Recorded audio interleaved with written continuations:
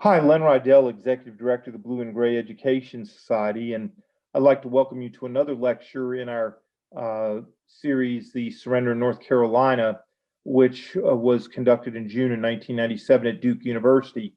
We had a full day of doing lectures in one of the conference rooms at Duke on the main campus, and after Mark's fine presentation, I then brought out another superstar. We used to call them, for lack of a better term, the Three Musketeers, which were Steve Woodworth, who at the time was at Toccoa Falls College, the smallest of the schools. He then went on to Texas Christian University as a full professor. Brooks Sympson at the time was an assistant or an associate professor at Arizona State University in Tempe, Arizona. And Mark Grimsley, of course, was an assistant professor of history at that time at the Ohio State University. So whenever you could bring two or more of them together, you had a really promising intellectual environment. Grimsley's book had been published by Oxford University Press, and Brooks Sympson had written a book called Let Us Have Peace. He was also at the time was writing a biography on U.S. Grant. Both books were intended to be about Grant. Excuse me. In Let Us Have Peace, of course, Sympson was building off of some of the work he had done. He had worked on the papers of Andrew Johnston in Greenville, Tennessee, some time back, and being interested in Grant and Grant's transition from being the general-in-chief, the winning general of the Civil War, to being commanding general of the United States forces after the war, to being the interim Secretary of War under Andrew Johnston, to being the President of the United States, led to a very robust career for Brooks. And his first book, Let Us Have Peace, was out, and I don't think his Triumph Over Adversity book had come out yet. Sadly, I will say this about Brooks. I don't know why Brooks did not finish the second book in the biography. He was vastly superior to everybody else, including recent scholarship such as came out with Rod Chernow.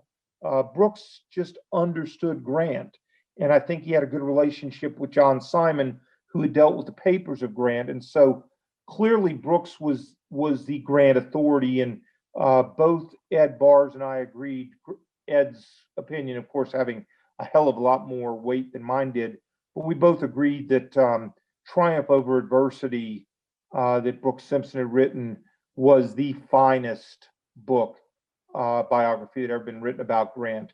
And the fact that he had a contract but did not finish the second volume of the biography is to our eternal regret.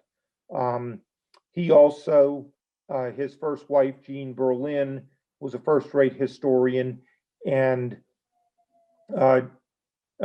Brooks became even more valuable to us because he and his wife had done an edited version of the compiled papers of William Tecumseh Sherman, which were published by UNC Press. God, the book is probably 1,100 pages and is invaluable as an insight into Sherman and his tenure as an Army commander and as a person who was an important 19th century American. And so bringing Brooks in to talk about the broken peace treaty that Sherman negotiated and how that was resolved was something that was really important. And so I asked him to come in and address the topic of abortive peace, Sherman and Johnston's flawed surrender agreement. Sit back, relax, and enjoy Brooks Sympson. I'm sorry. I never had someone from BMI speak so nicely about a graduate from the University of Virginia. I appreciate more of that. Consider the source. I have. I also want to thank Mark Grimsley, who's certainly a gentleman, testified to the fact that after New Year's Day, he was not emailed reminding me that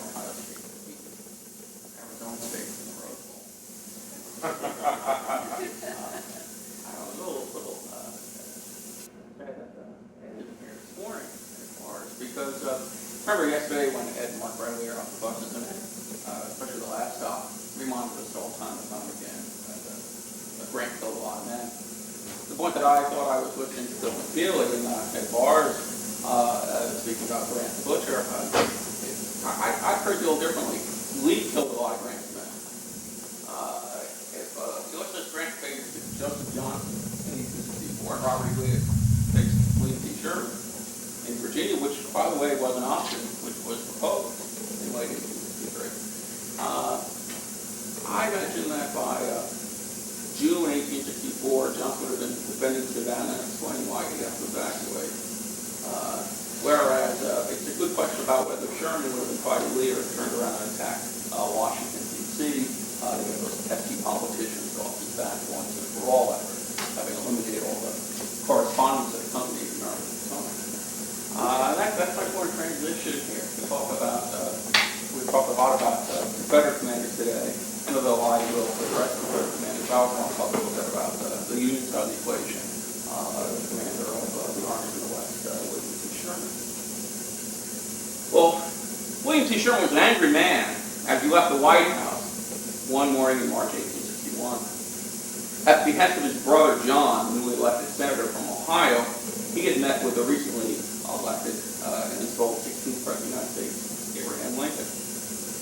Sherman was fresh from Louisiana. He'd watched secession firsthand. He'd been forced to resign the job as the president of the military academy to come north.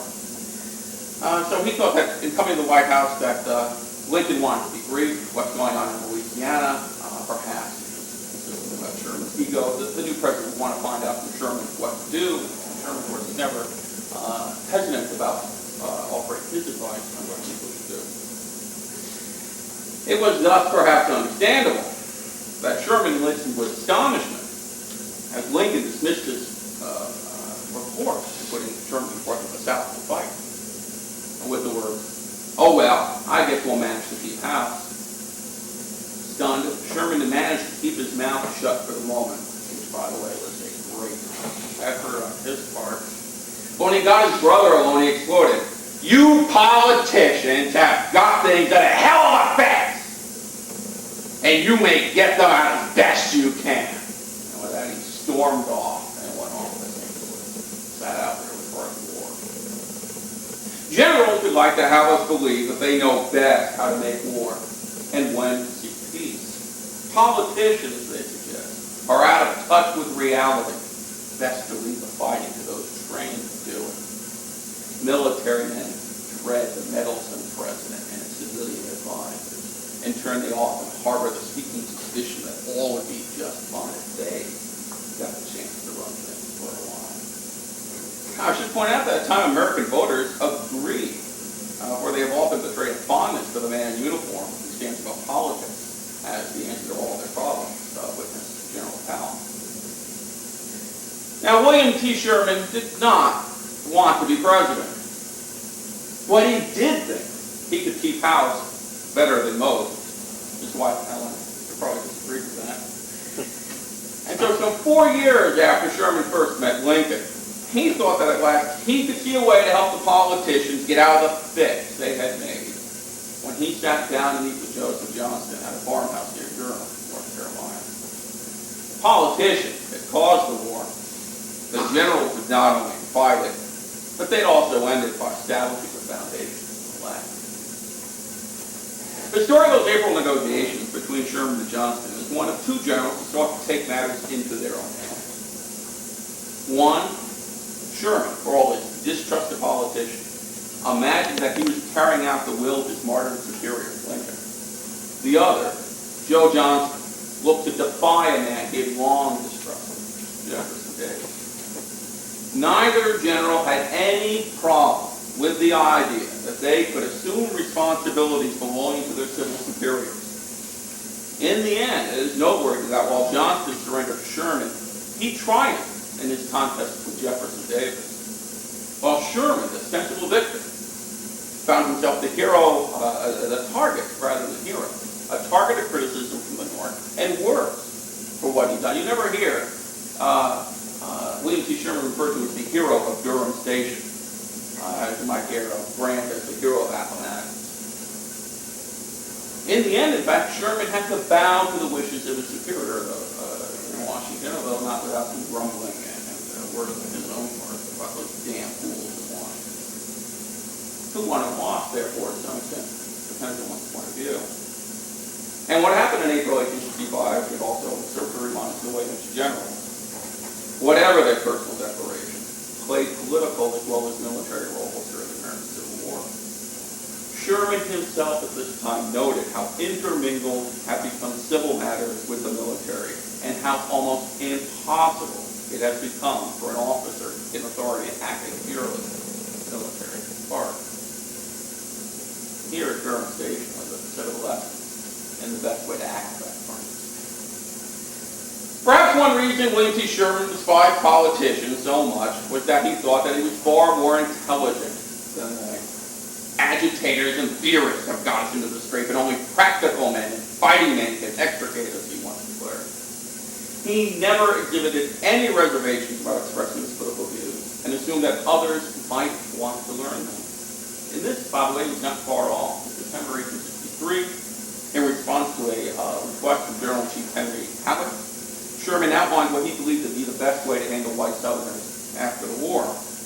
Impatient with the Lincoln administration's efforts to establish civil government throughout the occupied South, Sherman argued that the interests of the United States and of the real parties concerned demand the continuance of the simple military rule till long after all organized armies of the South are dispersed and conquered.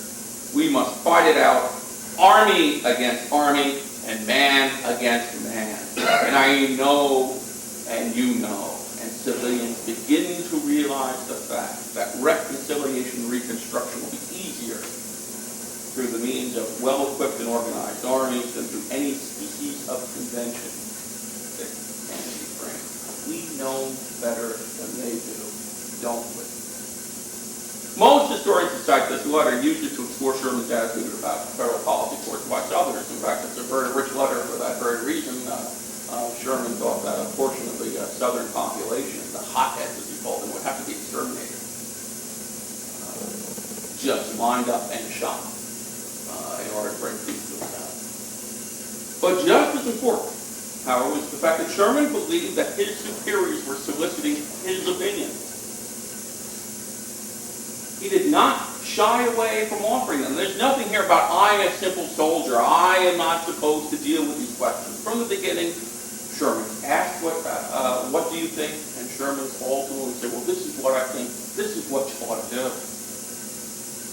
1 year later, in fact, Sherman expanded that understanding of what he was supposed to do, his proper sphere, when he explored the possibility of negotiating with Georgia Governor Joseph Brown after the fall of Atlanta. If Brown took his state out of the Confederacy, Sherman promised that his men would respect private property and stay on the road, not a minor consideration, given what happened, as they moved forward in the aftermath of Atlanta's collapse. He could hardly contain his excitement when he informed Grant of the idea, observing, this may not be war, but rather statesmanship. No problem. Blurring the line between civil and military authority. Grant, by the way, not only agreed, but actually asked Secretary of War Edwin M. Stanton to let Sherman have a free hand in talking to Brown, lest outsiders, and by that Grant meant politicians, including President Lincoln, intrude and ruin the negotiations. Now, nothing came of them, obviously. The white Georgians know that full well. But Lincoln, who was well aware of these negotiations, never constrained Sherman and actually was anxious to see what the general would come up with. So by the end of 1864, William T. Sherman, in his mind, believed that he can play a political role and that no one is telling him not to play that role. That's the frame of mind in which he approaches events in 1865. In fact, it's not until March 3rd, 1865, that Lincoln confronted for the first time the need to define how far his generals could go. That day, Grant forwarded to him a request from Robert E. Lee that Lee and Grant meet in hopes of framing a military convention. This was the closest Lee came to a negotiated peace. Lee admitted later on Appomattox, that's what he was hoping, that these guys got together, negotiate arrangement with the war. It was obvious to both Lincoln and Edwin Stanton that Grant was indeed observing correct protocol. I can't do this, what do you think? The proper observation of what I can do as a general and what you can authorize me to do as my civil superior. On the other hand, it was becoming increasingly apparent to them that in the last several months, Grant had demonstrated eagerness to find ways to end the war through negotiations instead of battle. Lincoln finally instructed Stanton to inform Grant not to confer with Lee, as Lincoln wrote, and the telegram was in Lincoln's handwriting, signed by Stanton. Lincoln hiding behind Stanton. Stanton's obviously less popular with Grant than Lincoln.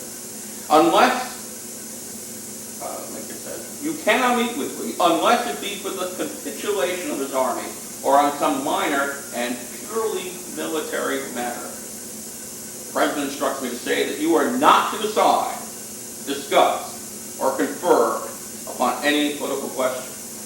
That was Lincoln's job. Now Sherman, campaigning in the Carolinas, remained ignorant of this exchange. The copy was not forwarded to him. I did not know about this until much later, April 24th, in fact. In the meantime, however, and people forget this, Lincoln and Sherman actually had the opportunity to discuss things firsthand. Lincoln, having urged Grant to keep his mind on fighting, shared with Gideon Welles, the Secretary of the Navy, his concern that Grant and Sherman would exact severe terms as well before it. Thus, he welcomed Grant's invitation to visit the general at Army headquarters at City Point, not only because it was a chance to relax and to watch his oldest son, Robert, prance around in a new captain's uniform, but also so he could talk to Grant about what kind of terms Grant might offer. There's no document from Lincoln to Grant on this, but there was conversation. The day after Lincoln arrived at City Point, Sherman made his way up there from North Carolina, and on March 27 and 28, the President and two generals conferred aboard the presidential steamer, the River Queen. Lincoln, without dictating specific terms, shared with those two generals his desire for a lenient peace.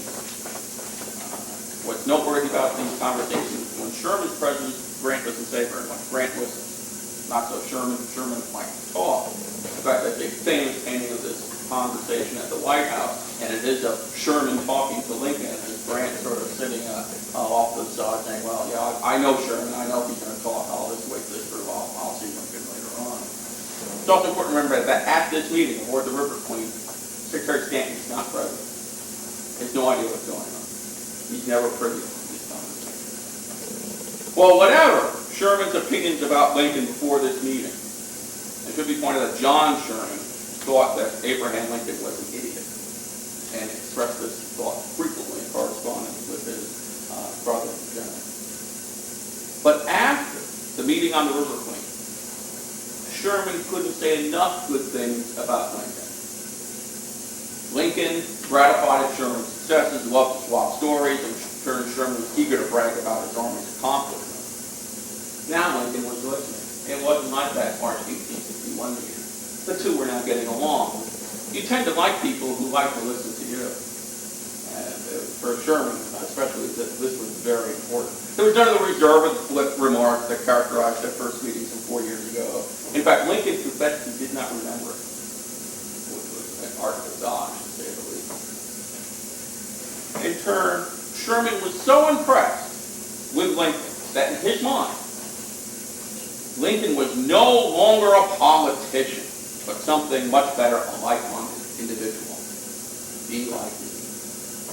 And so when he left the River Queen on March 28th, Sherman believed that Lincoln was in favor of a generous peace.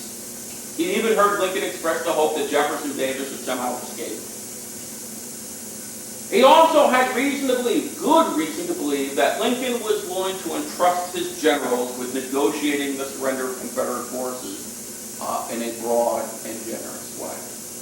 So these are all the signs and messages that Sherman's getting. You can do this. We trust you. We'll support you. We won't give you specific instructions, but we trust to your good judgment. That's the frame of mind in which Sherman approaches campaigning in April. And so it's very important to understand that frame of mind. Well, early on April 12th, in the early morning hours, Sherman learned that Lee had surrendered to Grant at Appomattox Courthouse on April 9th. Sherman, reading the terms, wrote Grant that and characterized them as magnanimous and liberal, adding, should Johnston follow Lee's example, I shall, of course, grant the same. Now, doubtless, Sherman noticed the most important statement in Grant's terms, the one that promised that if paroled Confederates returned home, they were not to be disturbed by United States authorities so long as they observed their parole and the laws in force where they may reside. That sentence is not a pure military sentence. That sentence implies that Lee and his men, provided they observed the terms of their parole, would not be subject to indictment for treason, and that was the interpretation Grant later laid upon his orders. That was a promise that Ulysses Grant did not enforce on his own.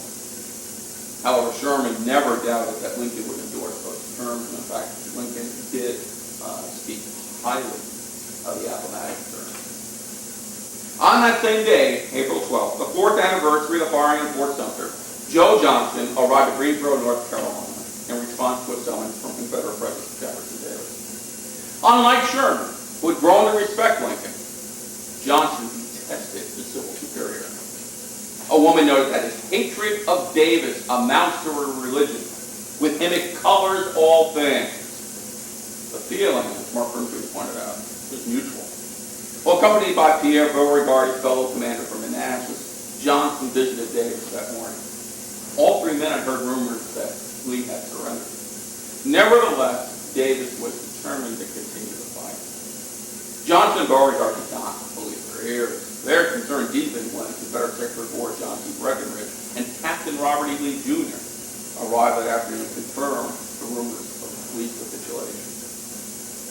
That evening, Johnston, Beauregard, Breckinridge, and Secretary of the Navy Stephen Mallory reviewed the situation. It did not take long for them to conclude that the time had come to ask Sherman for an armistice so things could be worked out. Davis's decision to hold a cabinet meeting the next day with Johnston and Beauregard in attendance offered the best opportunity to pass this option on to Davis. Was it? And the meeting starts. Davis is inkling what's up. Davis spends 2 hours talking about everything else under the sun. Last, he could put it off no longer. The Confederate president looked up, commenced his discussion by declaring, I think we can whip the enemy yet if our people will turn out. And again, what Mark talked about, the expectation resources could still be mobilized. That was a big if, and everybody knew it. Johnston did not hesitate in confronting facts and his adversary, the president. It would be the greatest of human crimes for us to attempt to continue this war, he observed. We must stop fighting at once and secure peace upon the best terms we can obtain. He dismissed Davis's if in short order. Our people are tired of this war, feel themselves whipped, and will not fight. My small force is melting like the snow before the sun, and I hope of recruiting. Beauregard, in his chance to give a little thing to Davis, agreed. In the discussion that followed, Davis, mindful of Lincoln's unwillingness to address him as the president of an insurgent republic, for that himself implied that Lincoln had recognized the Confederacy as a legitimate political entity, thought it would be best to let the generals initiate negotiations. For the moment, however, he was willing only to consider an armistice in order to allow the real negotiations to get underway. That's all he wanted, a ceasefire. That's all he tells Johnston that Johnston do. Get a ceasefire, then we'll figure out some way to start civil negotiations. Johnston said nothing about it. Didn't agree, didn't disagree, did not disabuse him of his notion, but neither did he Sherman. Joe Johnston believed that once he met Sherman, he, and not Jefferson Davis, would decide. Thus, when Johnston contacted Sherman on April 14 to request an armistice and the terms that it the words that Johnston used were to allow the civil authority to enter upon the needful arrangements to terminate the existing war. Even as Johnston writes that, he's prepared to take matters into his own hands. In contrast, Sherman was anxious to act in compliance with what he believed to be Lincoln's wishes. And now he had new evidence of Lincoln's wishes, or so he believed. He heard a report that Lincoln was willing to allow the members of the Virginia State Legislature to meet, not formally as a legislature, but to gather in any case, and withdraw the Confederate or the Virginia forces from the Confederacy. That's just like the Joe Johnston project of September 1864. So Sherman looks at that proposal, remembers his own idea with Johnston, remembers that Lincoln supported those negotiations, and says, so Lincoln is willing to use the existing civil governments, loosely construed, the people who constitute those governments to fill those offices. He's willing to use those offices to negotiate with them. And he didn't have any problem either. Well, there's all kinds of opportunities. And that meeting also impressed Sherman with the idea that Lincoln really did want a lenient peace, such a lenient peace and such quick peace that perhaps the entire process could be finished before Congress convened in Washington that December. Okay, Johnston responds to the message by Johnston's message by saying, "I'll give you the same terms that Grant gave Lee."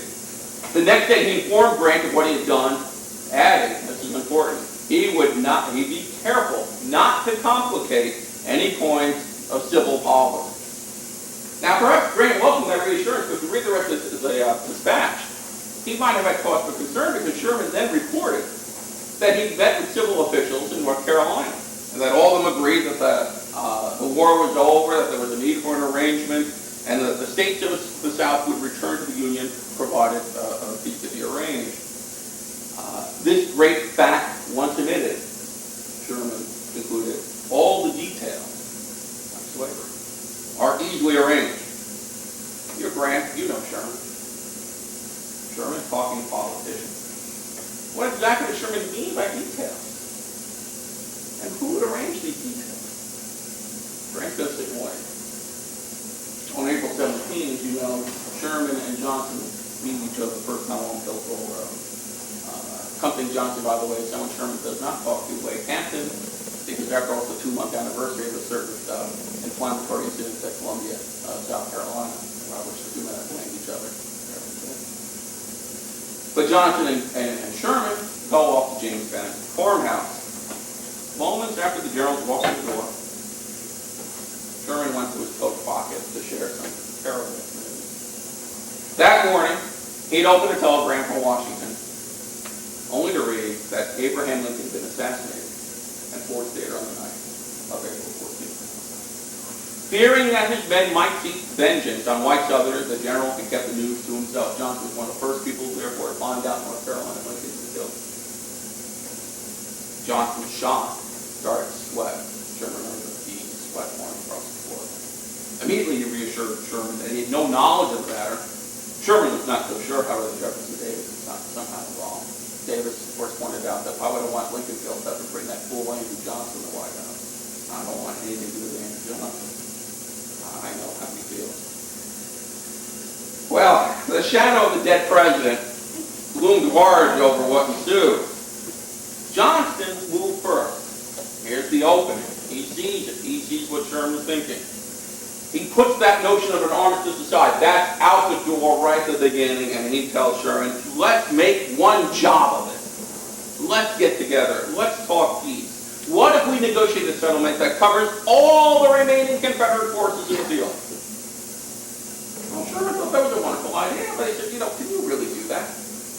Johnston's not the general-in-chief of Confederate armies. If anyone had been empowered to do that, it would have been Robert E. Lee at Appomattox. Would Nathan Bedford Forrest honor such an agreement? Would Richard Taylor, west of the Mississippi, listen to anything Joe Johnston has to say? What about little Dabney Morey, who just abandoned Mobile? Not to worry, Johnston responded. He would work the Secretary of War Breckinridge. Finally, Sherman agreed it might not be a bad thing to try to work things out, but he reminded Johnston, whatever the result, I got to check with Washington. I got to go, man. With that, the two men parted, pledged again the next day, the 18th. Well, Sherman returns to Raleigh, informs his men of Lincoln's murder, and watches as his men just go wild. And there's talk of burning the South all over again, of treating North Carolina and South Carolina as been treated, of wreaking vengeance upon the Confederates for the assassination of President Lincoln. Sherman, in fact, spent most of the night making sure that his men did not get out of hand in Raleigh. He was convinced afterwards that he prevented Raleigh's destruction. He also talked over matters with his own generals, who endorsed the idea of this all-encompassing convention, this grand negotiation. Sherman liked the idea. He found it quite compelling. Here was a chance to teach politicians how to do that. As he had written not too long before. What use is Congress? The question often asked. Or laws when the marshal and sheriff can't go and enforce his writs. Then the sword steps in and commands the peace. When peace is restored, then the machinery resumes its motion, and generally all interests are reconciled. We should make a single plain issue and fight it out.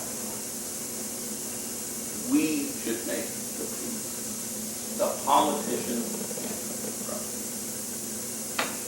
If people don't like my opinions, he concluded, it makes little difference as I don't solicit their opinions or votes.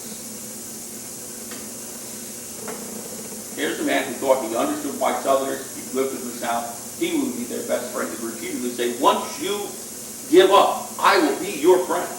Here's his chance. Here's an opportunity to play the role, to be the great peacemaker. A lot of promise in that, a lot of excitement in that. Sherman also thought if I don't do this, Lord knows what might happen. He was petrified by the idea that the Confederate Army would break up and take to the hill. This was a major nightmare of both Union commanders, Grant and Sherman. Those guerrilla bands roamed the countryside, prolonged the war, and rendered a final victory dearly bought and problematic. This petrified Sherman at this huge event. All these thoughts circulated in his mind as he communicated with Grant that night. He said that Johnston and he had exchanged in a full and frank exchange of opinions, that Johnston evidently seeks to make terms with Jeff Davis in his cabinet. Then he tried to reassure Grant, if this doesn't work out, after all, I've pinned them in place with a ceasefire for a while, and then we'll go after them again. But there is great danger, he concluded, that the Confederate Army will dissolve and fill the whole land with robbers and assassins. Assassins being a charged word at this moment in time. And I think this is one of the difficulties that Johnston labors under. The assassination of Mr. Lincoln shows one of the elements of the rebel army which will be almost as difficult to deal with as the main army. So that's Sherman's frame of mind as he enters James Bennett's farmhouse to meet with Johnston again on April 18th. And this time, by the way, Johnston's not alone. It's not clear what degree Sherman will consider this. Because Jefferson Davis, worried about what Johnston might do on his own, had sent Breckinridge and Postmaster General John Reagan to look over Johnston's shoulders, and they just arrived that morning. And Reagan carried with him, in fact, a draft of a peace agreement, which he thought that everyone would sign and everything would be fine. So the Confederates actually think they can negotiate a peace at this point, and that Reagan's taking it upon himself to do this. Breckinridge and Reagan stay outside the Bennett house as Johnston goes in. So Johnston opens the conversation with Sherman and says, I'm ready to surrender. I can surrender all the Confederate forces, but I want to know more about the terms you're willing to offer, especially insofar as they offer post-surrender protection for my men. Now Sherman said, well, you know, you're meant to take the amnesty oath that Lincoln set up in December 1863. The Appomattox terms seem to cover higher-ranking military personnel. That's all we need to know. Johnston didn't fight. He wanted something more specific. At that point, he says, why don't we have Breckinridge? He's sitting right outside. Why don't you have Breckinridge come join us? And Sherman says, you know, Breckinridge is Secretary of War. I'm not going to deal with civil leaders at this point in time. Don't worry. After all, Breckinridge is still a Major General. He can come in and pretend to be a Major General. Will that calm you down? Sherman, thoroughly snookered at this point. Yeah, sure. Why not? He's a Major General. He can come in. Breckinridge comes in, he thinks he must be on the floor of Congress again. He begins to expound about what a brilliant proposal Reagan has and what a hey, Reagan stays outside. I thought Breckinridge has got the document. Now, perhaps he was fired up by Sherman's decision to bring out from his saddlebag what he called something liberated from the Army's medical stores, a certain bottle of a certain amber liquid.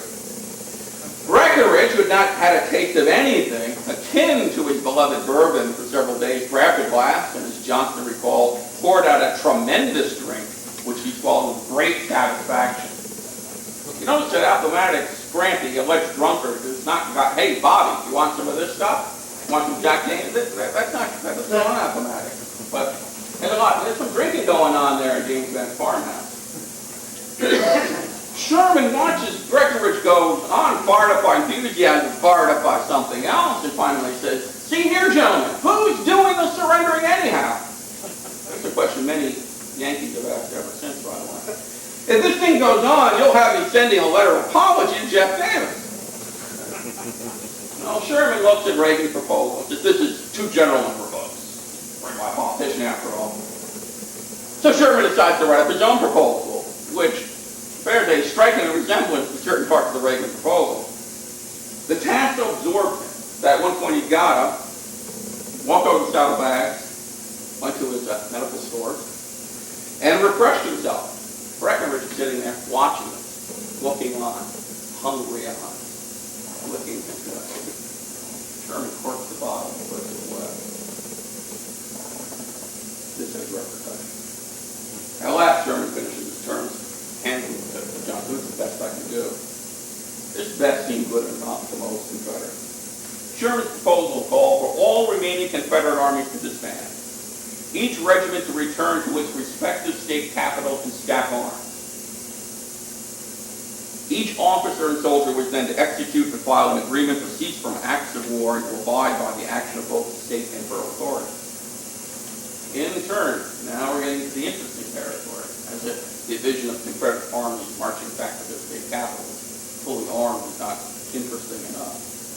In turn, the President of the United States would recognize the present governors throughout the Confederacy, and they'd recognize the state legislatures in the Confederacy as legitimate organs of government when their members took oaths of loyalty. Now remember, Lincoln during the war had established wartime governments in several southern states. There's a Union government in Virginia that's been existing since the beginning of the war. There's a government in Louisiana. The current President of the United States, Andrew Johnston, was a product of a Unionist government set up in Tennessee.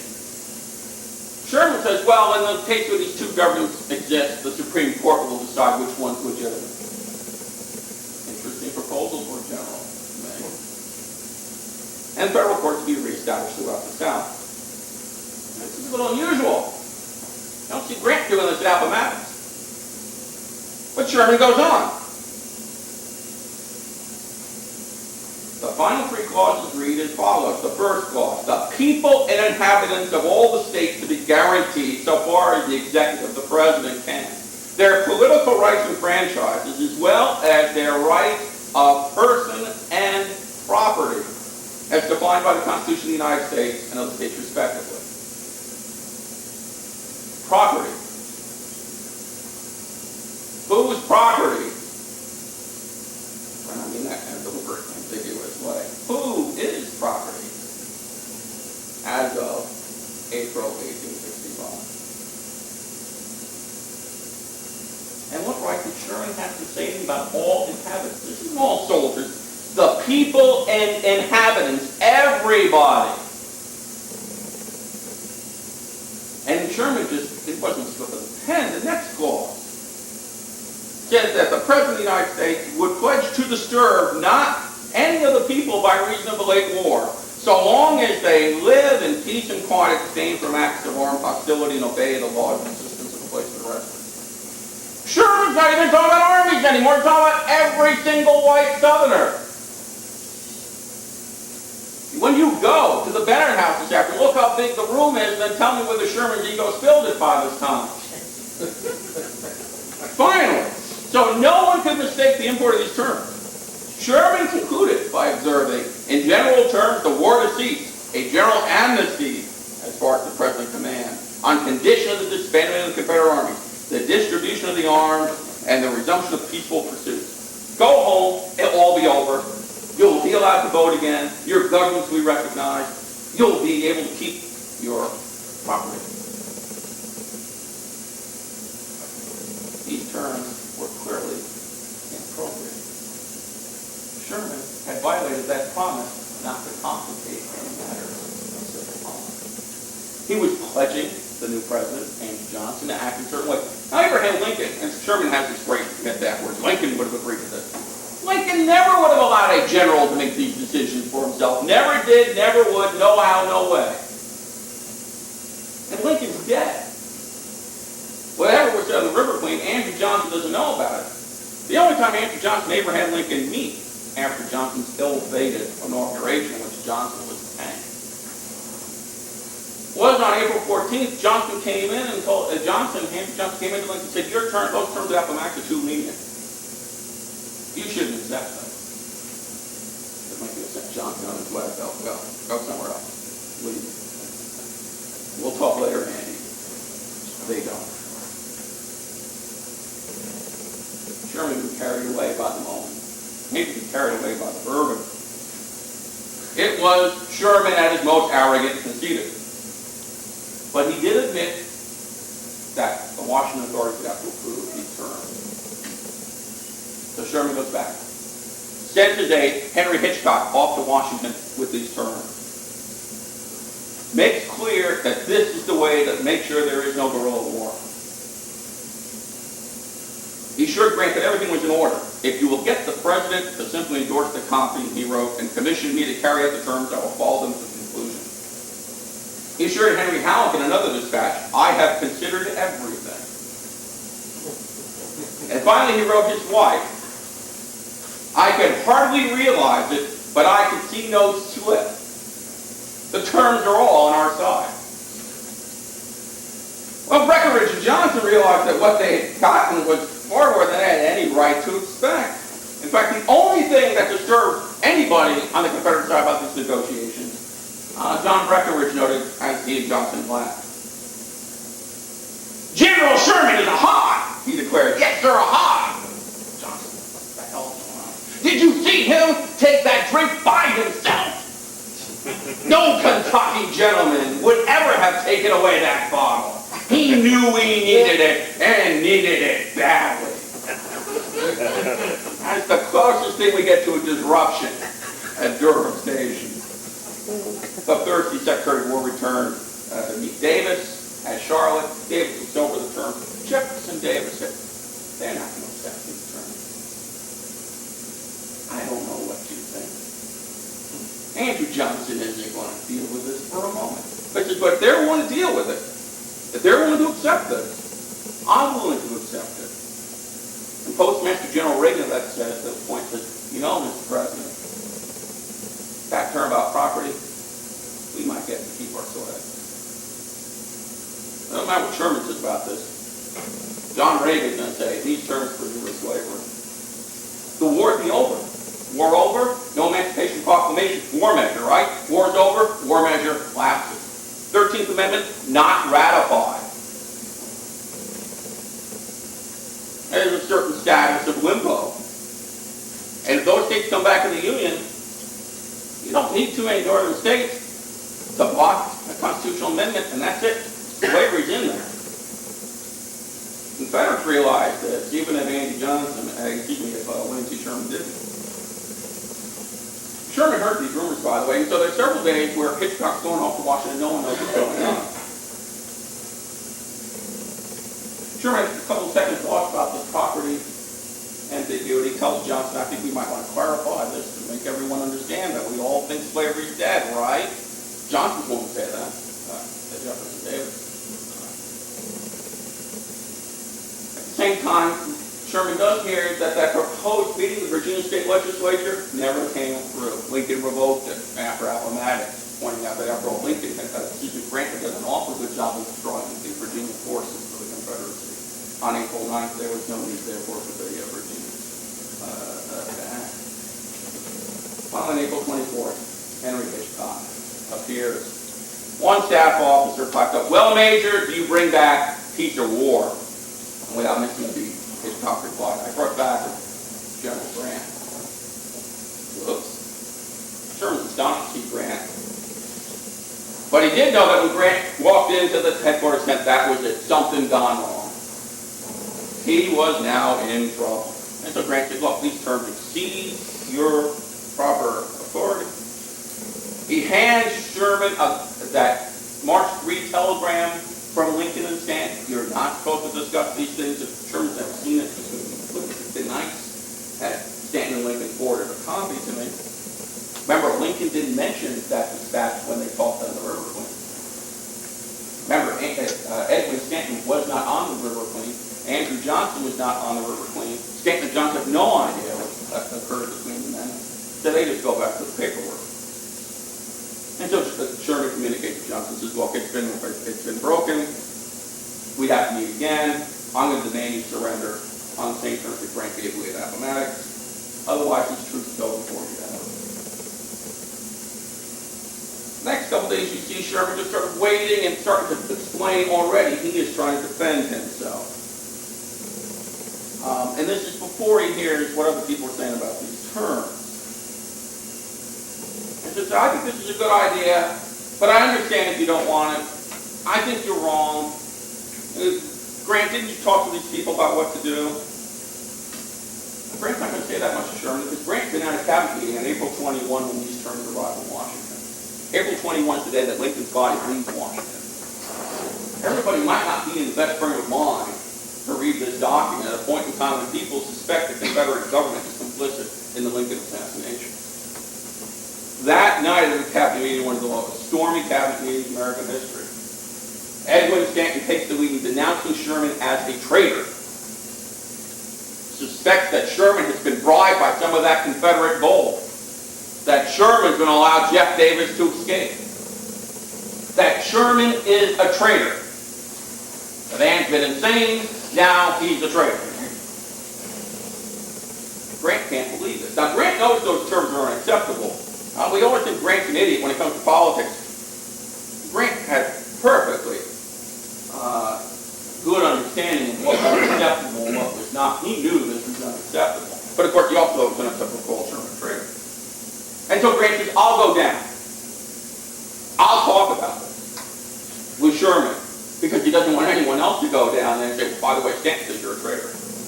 Right? Sherman's not the kind of guy who takes that kind of characterization well. Not with a lot of other people. Sherman has a particular way of responding.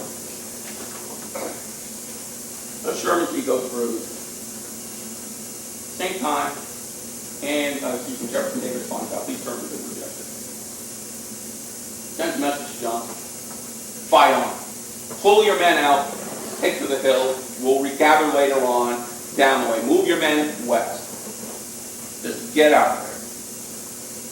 The Confederacy must fight on." Now for the last time, Joe Johnston defied Jefferson Davis. He replied that the Confederacy was beyond saving. The Army did not exist merely to prolong the Confederate president's fantasies. He would meet Sherman and get the best terms he could.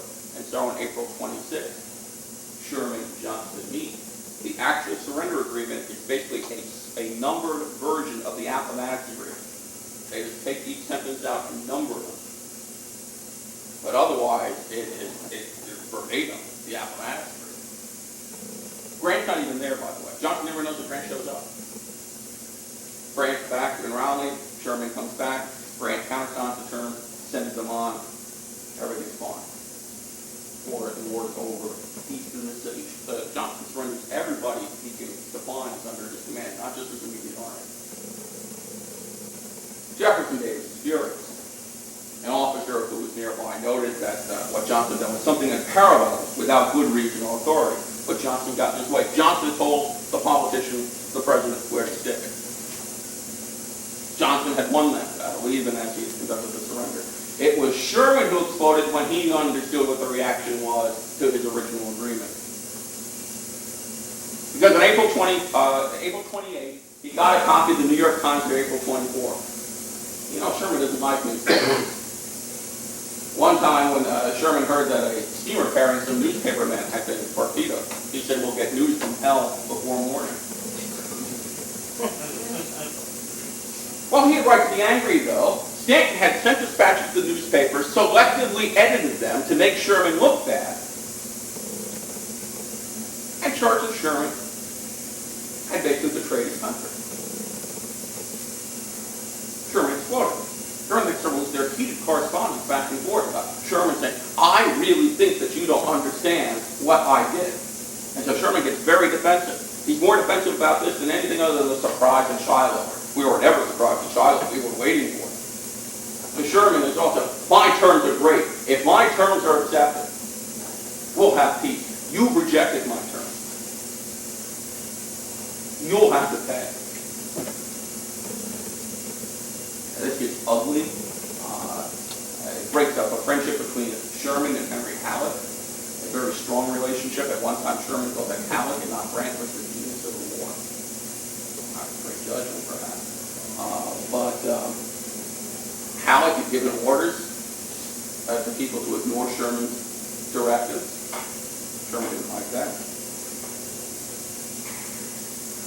Sherman marched his men north, of course, to Washington, where on May 23 and 24th, they did grand review. My birthday was the Army Potomac, several corps from that army. The second day was several corps of Sherman's command. Sherman made sure that everyone understood how he felt when he entered the reviewing stand on the White House in Pennsylvania Avenue. Shook hands with everybody, but Edwin M. Stanton. And made sure everybody saw the snow. I mean, this would have been replayed on CNN 15 times, and Larry King would have been there that night. Not that Sherman would want to talk to Larry King.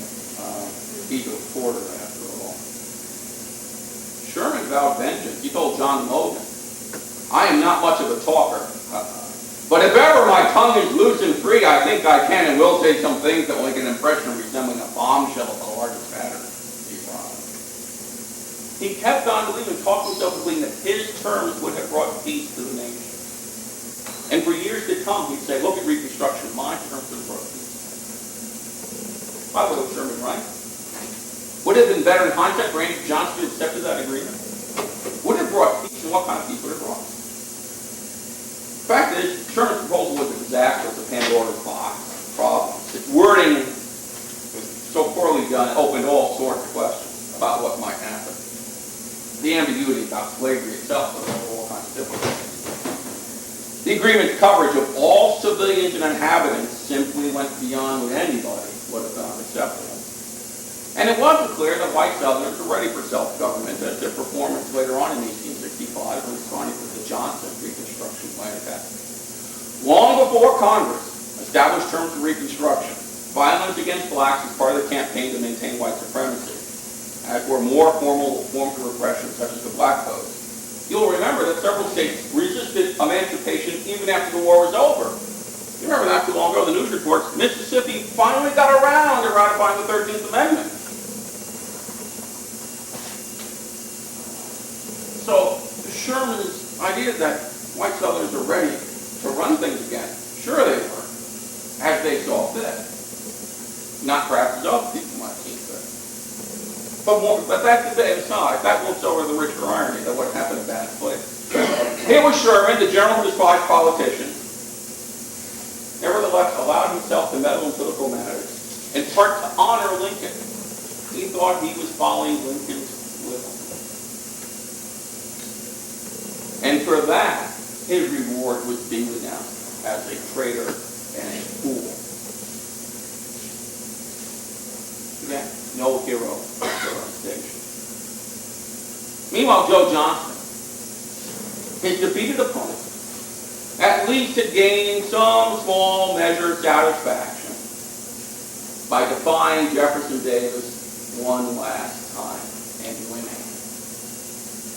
Truly, in April 1865, it was an interesting question as to who had won and who had lost. Thank you.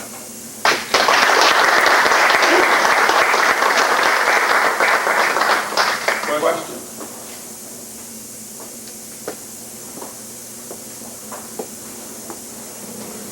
Not a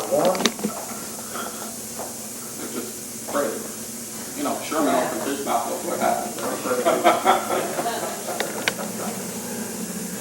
What happens in years later, Sherman continues his military career, Stanton, their relationship with government in the next decade? Well, of course, Stanton remained Secretary of War through 1868, more or less. A little interruption in 1867 with Stanton and Johnston that was going out. Their relationship improved because the two men have to work together to some degree. But there's never any warm understanding, again, between the two men. Sherman has taken Stanton's measure, and again, had every reason to be infuriated with Stanton's selective editing of telegrams as well as the accusations. That simply was unfair. Sherman never forgot it and replayed the debate over and over again in his memoir. Didn't he, in fact, take, when he was named General in Chief, didn't he take his post out of Washington? Yeah, but that's a dispute with Grant. That what happened is during when Grant becomes president, originally Grant tried to reshape the chain of command so that the Secretary of War could not interfere with the staff appointments directed by the General in Chief. He then revoked that. Part of the reason he revokes this is through a piece John Longman, who gets the Secretary of War for a while before he dies in September 1869. But afterwards, part of the reason is because Grant begins to distrust Sherman's judgment on Reconstruction. And what's the instrument of implementation of Reconstruction policy but the Army? And Grant would rather do that to the Secretary of War, who is much more inclined to support a continuing intervention to protect black, than is Sherman. Sherman in 1871 gives a speech in which he says the Ku Klux Klan really doesn't exist. There's no big thing. Everything's just fine. And, you give a speech like that, and that's probably not the year in which to give it. And Grant takes that message and says, no, we're not going to let you and fair to anyone. Sherman gets very upset, and after a while says, I can't afford to live in Washington, I've got to go to St. Louis. And doesn't come back until 1876. Did you see the convolutions of the Reconstruction era? Of course, Grant is up to his eyeballs in the start of this. Is there any validity or any evidence that you've ever found anywhere that indicates that perhaps the terms that Sherman proposed in fact were a political solution in and of themselves? They may have been acceptable terms? No, but those terms, let's take the Sherman fantasy scenario is that Lincoln was, and that Lincoln would have accepted those terms. Lincoln would not have accepted those terms. He would have been, in fact, violently upset about the ambiguity over slavery. Especially when people like John Reagan says, here's the gatefold, here's how we can go through this. People later on would follow Sherman saying, well, slavery's dead anyway. You want to underestimate the ability of Confederate high officials to nitpick and lawyers.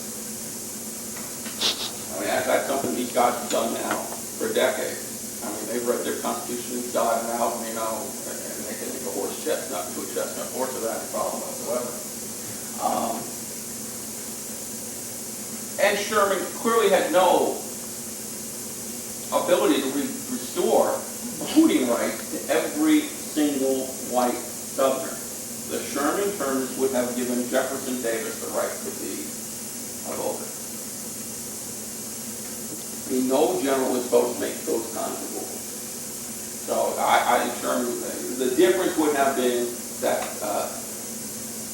the terms would have been rejected, Grant would have been sent down, that all would have taken place. That's my best guess on this. But obviously Stanton would have been told to shut up. And he would not have behaved as he did under Johnston. Because part of what's going on is the second over Lincoln's assassination. Do you replace that? There's a whole bunch of other things you have to replace. It's not really a question, more of a comment that perhaps I'd like to speak to. You painted this really interesting picture of Sherman as, presenting bravery in terms of the South and being portrayed as a betrayer of the North. And eventually, Sherman's image becomes totally reversed. He's a scourge of the South and a hero of the North. And I wondered if you'd like to kind of comment on how you see that playing out, how the image becomes changed in that way. Well, that's part of the, what Mark has referred to as the grand mythology of Sherman the Destroyer. We look at how Sherman viewed these things. Sherman continued to justify what he did do as justified by the existing laws of war. And for example, we remember Columbia, about which there's still a grand dispute over who burned Columbia. We remember Atlanta, even though John Bell Hood had a good deal to do with the condition that Atlanta found itself after September 1864. But you forget, for example, that Savannah is a beautiful city that Sherman didn't touch. Because he had no reason to. People in Savannah basically said, okay, you're here, we're not going to put up a fight like that. Raleigh, to the extent it was damaged in defiance of Sherman's efforts to preserve it. What happened, the image of Sherman, the ruthless destroyer, first comes across very powerfully when Sherman publishes his own memoirs in 1875, in which he justifies everything he did. And they're very highly written memoirs. They're very Sherman-esque memoirs. And Sherman never had a thought they didn't put on paper 4 or 5 times. And so, I mean, that's why there are certain biographers who have a lot of fun with Sherman. And they say, look at what he says here. What he said. Every time you have an evil thought, boy, I'd like to blow that person. Well, Sherman's got a lot of thought. I'd like to blow that person. I mean, the man could not keep a thought to himself. And so I would say, oh, look at all this stuff. The man's a loon. He's mad at his wife. He wants to burn the South down. He wants to exterminate the Indians. No, he just always wrote down the first thing that came to his head. And in a sense, Sherman's correspondence is a way for him to get off his fantasy life. He blows off steam with his letters and he tries to do real things. Sherman, throughout the last year or 2 years of the war, assures people several times, including published letters in newspapers, if the Confederacy lays down its arms, I will be your best friend. And Southerners are willing to accept that by and large, until the publication of his memoirs in 1875. Now, some Southerners are still willing to accept that. Joe Johnston died because he attended William T. Sherman's funeral in 1891 and stood in the rain with his hat off and said that, well, you know, Sherman did the same for me. But that's where that image is. Now, Sherman never becomes a Northern hero. The great hero of the Civil War by 1900 is Abraham Lincoln. And it's a Lincoln who is for reconciliation between North and South. It's not a Lincoln the Great Emancipator. Lincoln the Great Emancipator is a hero. That's something of the 1950s and 1960s. You read studies of Lincoln in the 1920s, 1930s by established academic historians. They sort of want to minimize that Great Emancipator. So you begin to see the early 20th century, Sherman's reputation, always a secondary star. It's Grant's reputation that can take an nosedive and start at the turn of the century. The nation that built Grant's tomb thought a lot of that guy and thought it was a wonderful memorial, whatever people might say about it today. But, you know, by the early 20th century, things started to change. I saw it. Granted, everything that could be eaten was safe, but has anybody ever documented what the real destruction was and how much is significant was? Well, let me put it this way. Anyone who drives between Atlanta and Savannah will notice that there are plantation houses. Now, I will submit to you the plantation houses, by definition, could not have been constructed after the Civil War. Therefore, these houses must have stuck around. There was a big fight recently near Florence, South Carolina, about the preservation of a house belonging to a woman named Ada McCoe, who's Confederate nurse during the war. And Honda wanted to build a car plant around this place. And at best, they wanted to turn to a bed and breakfast for their employees, where corporate bigwigs would come over. And a big fight. Well, that house shouldn't be standing there. All these places were burned. I mean, there are signs of Sherman's destruction here and there. Anyone who's visited Columbia, South Carolina, will see those nice big stars on the walls of the Great Capitol, which was unfinished at the time. But what we find is a lot less seems to have been destroyed then the mythology would have this idea of Sherman, and obviously there's someone in this room who is certainly at least qualified, more qualified than I see than Mark Grimsley. You don't see quite as much destruction. And, I mean, I think the proof is in the pudding. Why would those houses still be up? The destruction is usually just a livestock and food, army foraging, and that Sherman says that's the loss of war. I can do that. It's that time on it. Sherman does not say he's waging a new kind of war. He thinks it's as old as the loss of war itself. Other questions? While Johnston and Sherman are negotiating this peace, what are the armies doing? Well, the Union Army is sitting around for the first several days just waiting. Then, of course, it comes to like assassination, and things are tense for a couple of days. And there is a real question about whether the Union Army is just not going to take things into its own hands. Johnston's armies began to just go home. In fact, that's one of Sherman's great concerns. If we don't conclude a peace, you get a formal surrender, I can't control these people anymore because they're going to go. Whereas Johnston, on the other hand, when he hears these negotiations are breaking down, he looks around and people are leaving him. And again, it's not that pretty picture. There's no painting of Johnston's farewell to his army. There's no image of Joe Johnston returning to Bennett Place and his soldiers with tears in their eyes. Is it true, Joe? Is it true that we're surrendered? Or Joe going, boys, I've done all that I can do. There's no, I would rather die 1,000 deaths than the eternal term. In fact, one of the most interesting catty remarks that Johnston makes during the surrender negotiations, it's about Lee. Because he's seen Davis's reaction to Lee's surrender. And Lee never said, Lee shouldn't have done that without God. Doesn't say anything. Lee gets off scot-free.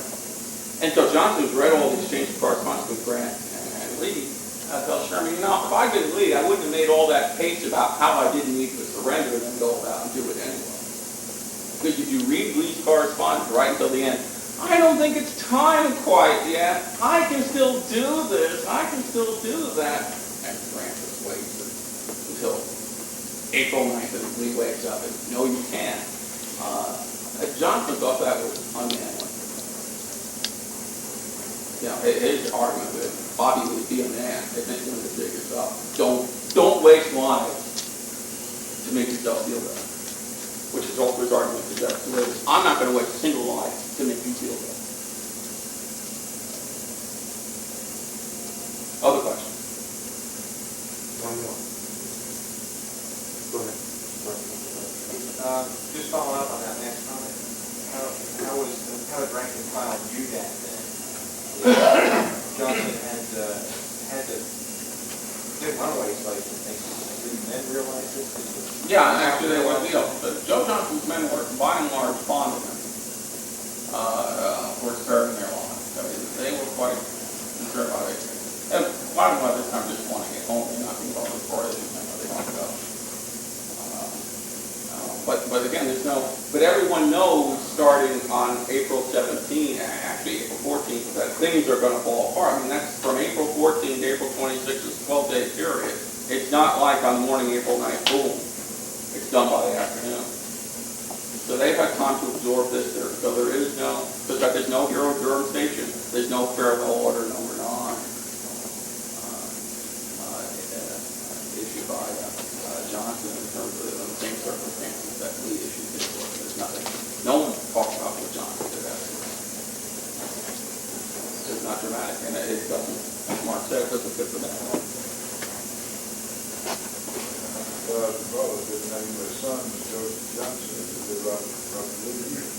That may be, but that may be also in part because Lee's men grew to have a great love and appreciation of a Lee because it fit notions of how Southern honor should behave. Joe Johnston's notion of Southern honor is a different one. And Joe Johnston's notion of Southern honor is, why should you spill blood in a cause already lost? It's why, whose vanity do you serve? Don't you think you arrived at that decision then rather late? No, he arrived at that decision earlier. He just couldn't, but as Mark pointed out, I think he did not lead the charge for surrender. Did he have much choice at that time?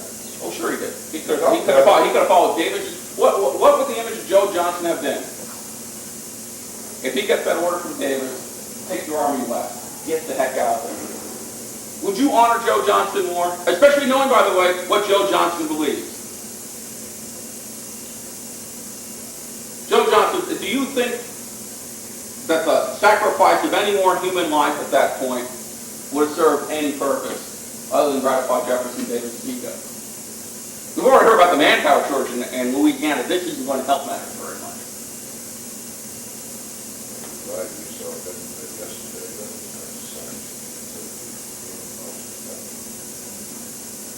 So if you have questions about Johnston, then you really shouldn't have questions about what Johnston did during.